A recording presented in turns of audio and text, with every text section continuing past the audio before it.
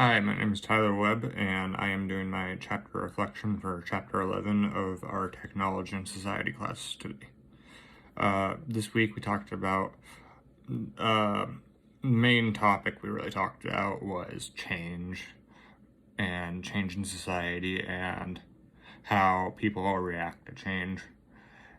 One of the first things we kind of tackled is the pace of change and how just as time goes on, things change faster and faster and faster because change comes along with technology. So it's kind of fitting that we're talking about this in a technology class, and like technology builds off past technology, so it's just a never increasing in speed rate of change.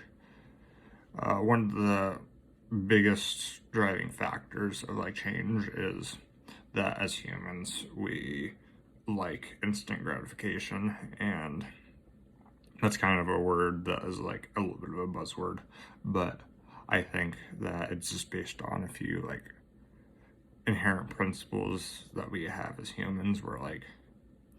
We're willing to work for things, but if there's an option to get something quicker than the long way, we're going to choose that because we know that time is valuable to us, and sometimes we can value that time a lot.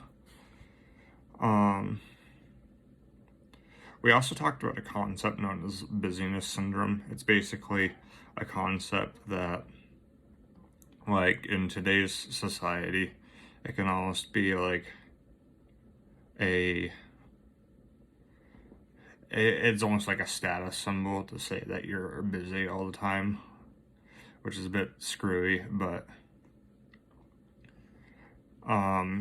if somebody is busy all the time, it shows you that they're doing stuff, and if they're doing stuff, they're not stagnating.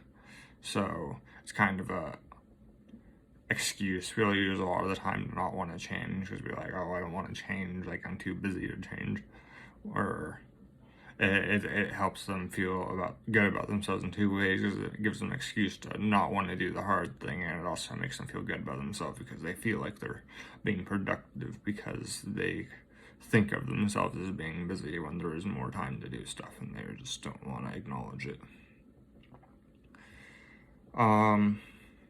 Then we kind of talked about the social attitudes towards changing technology, and there's just overall a lot of hesitancy and a lack of want to change. You can't really make any blanket statements for this, but there are a lot of people who don't like new technology. You think about older generations and stuff, but there is a group of people that always want to see what is the newest and a best thing that humanity can offer, because they're kind of just it's a little questionable, but at the same time, I can't really fault somebody for wanting to see the extent of human progress at any given point. And yeah, that's the big overarching view of it, but I think that's something that people don't really acknowledge it as a lot of the time. We also talked about technology traps. Technology traps are kind of when we become so reliant on technology to do things that we forget how to do these things without technology.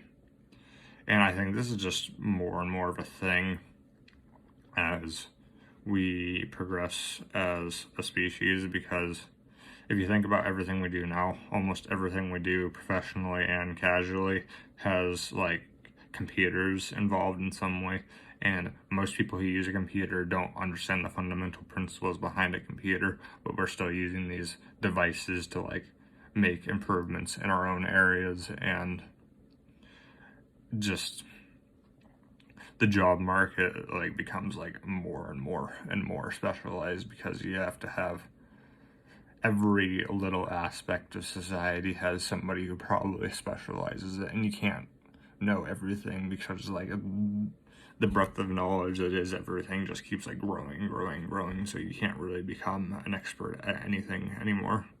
or at everything. You can only really kind of focus on your one area.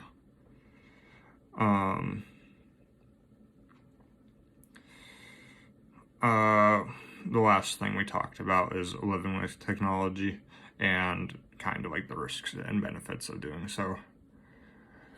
One of the risks of being so dependent on technology is we become really focused on the whole technological world. We focus ourselves and not really the natural world that we live in.